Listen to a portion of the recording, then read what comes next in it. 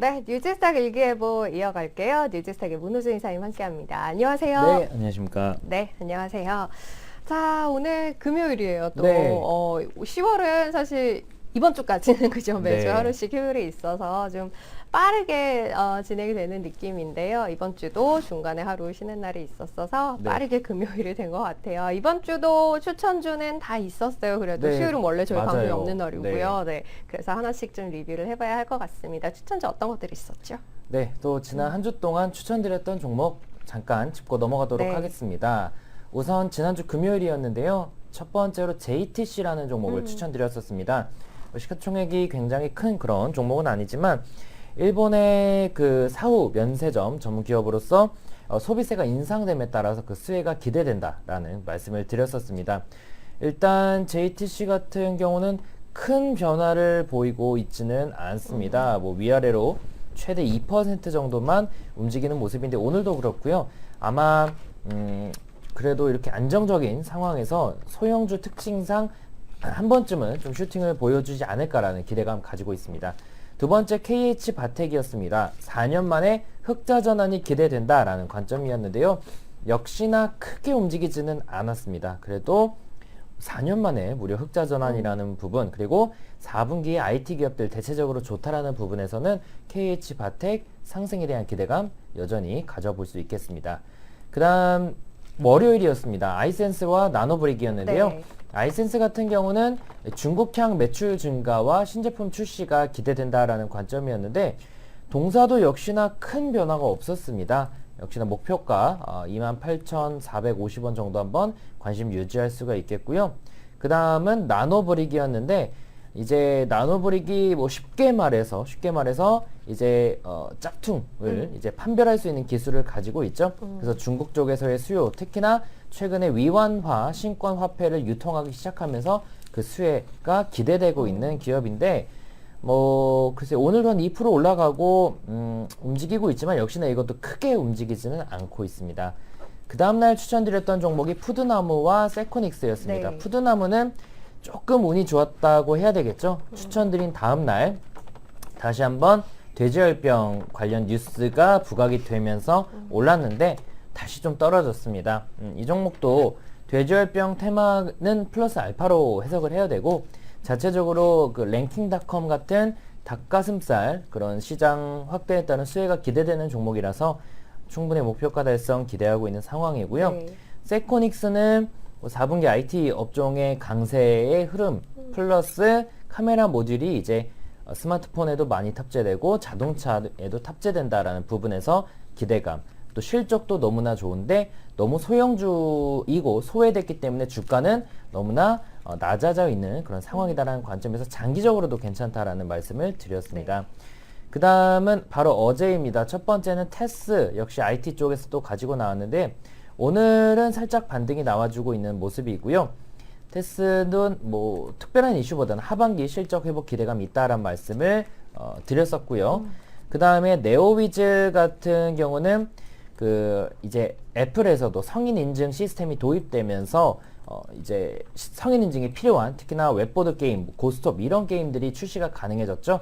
관련 기업들은 상당히 큰 호재입니다. 아직까지 주가에 많이 반영되지는 않고 있는데 아마 본격적으로 실적에 반영되지 않을까 생각이 되고 있어서 게임주들이 전반적으로 뭐 크게 올라가고 있지는 않지만 네오위즈 같은 웹보드 게임을 주력으로 하고 있는 기업들은 충분히 관심을 유지할 수 있을 것 같습니다. 네, 지난 금요일부터 어제 추천주까지 총 8종목인가요?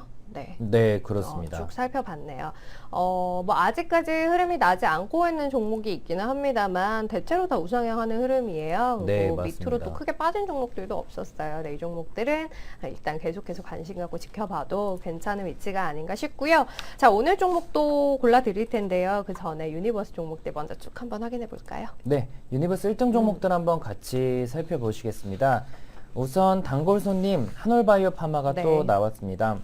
3일 연속, 자, 그리고 그 이전에도 1등 종목이 자주 나왔었는데 주가가 강하게 올라가고 있고 특히나 HLB나 신라진 같은 종목들이 조정을 받음에도 불구하고 한올바이오파마 안정적인 상승 이어가고 있습니다. 그 이유는 어제도 말씀드렸지만 단순 모멘텀이 아니라 실적적인 측면에서 올해 영업이익도 전년 대비 200% 이상 증가할 것이라는 전망과 함께 안정적인 상승을 하는 것으로 보이고 이제 막 정배열 전환했다라는 것도 긍정적인 그런 위치입니다. 그 다음에 이제 현대차 증권인데요.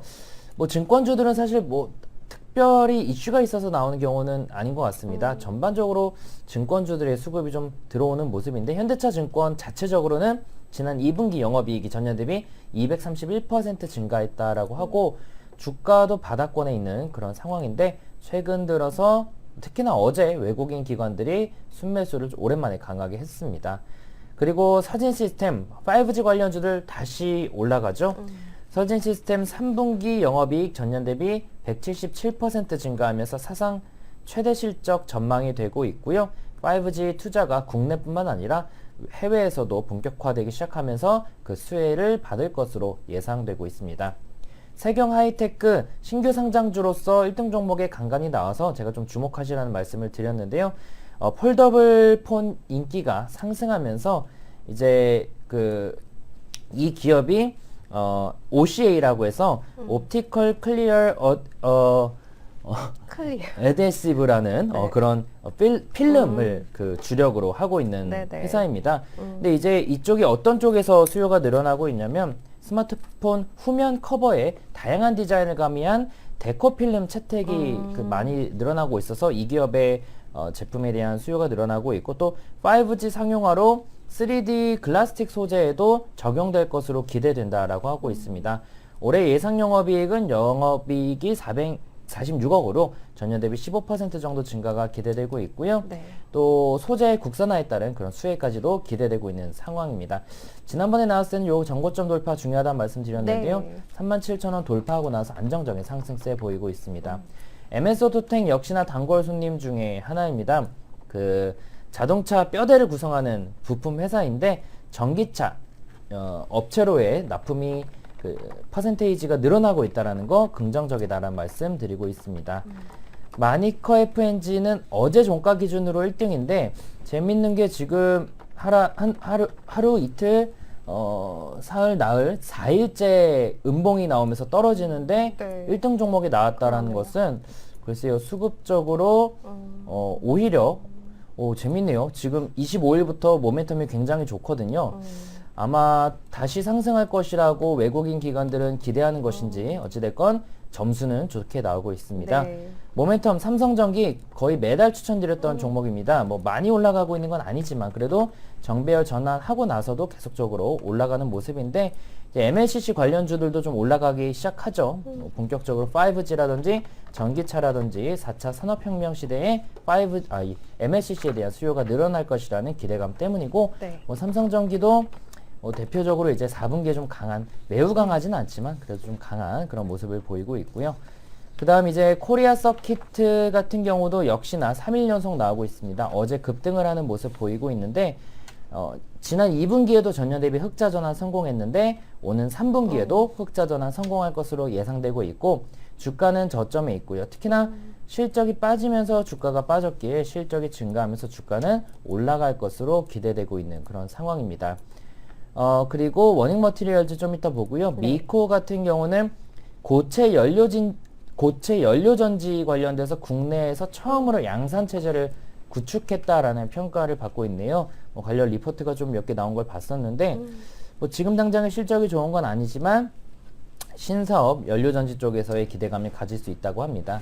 마지막 이원 컴포텍은 어제 상한가 갔는데요. 최대 네. 주주 변경 때문인데 이거는 약간 테마성이겠죠. 네. 근데 중요한 거는 주가가 많이 올랐다고 1등 종목 나오지 않습니다. 아까 마니코는 많이 떨어졌는데 1등 종목 네. 나왔죠. 이거는 이제 상대적으로 개인보다는 외국인과 기관 물량으로 올랐다라는 거는 좀 눈여겨볼 네. 필요는 있겠습니다. 일단 뭐 어떤 변화가 있다라는 부분은 확인하면 좋을 것 같고요. 바로 추천주 볼게요. 오늘 두 종목 어떤 것들 골라오셨을까요? 네, 첫 번째로는 SKC 코어롱 PI를 가지고 네. 나왔습니다. 역시나 IT 쪽에서 가지고 나왔는데요. 그 IT가 제가 지금 키움증권 방송을 5년째 나오고 있는 것 같은데 네. 매년 말씀드리고 있습니다. 매년 IT는 4분기하고 2분기에 강하다고요. 네. 그래서 어떤 종목을 투자할지 모르시는 분들이라면 이게 코덱스 반도체 ETF인데 네. 시즈널리티 차트를 보면은 뭐 굉장히 강한 건 아니지만 그래도 한 9월쯤 보통 저점이고요. 또 연초에도 저점을 찍습니다. 그래서 삼성전자를 비롯해서 대부분 IT 기업들이 이런 모습을 보이니까 여러분들이 이 시기에는 IT 관련해서 관심을 가져보시면 네. 좋다라는 말씀 드리겠고요. SK시코롱 PI 같은 경우는 상대적으로 다른 IT 관련 종목 대비해서 덜 올랐기 때문에 가지고 나왔습니다. 유명한 종목이긴 하죠, 사실. 이제 주요 제품이라면 PI 필름, 폴리이미드 필름인데 고온이나 저온에서 잘 견디는 최첨단 고기능성 소재로 알려져 있습니다. 고온 저온에서 잘 버티니까 보통 FPCB 방열 시트로 많이 활용이 되고요.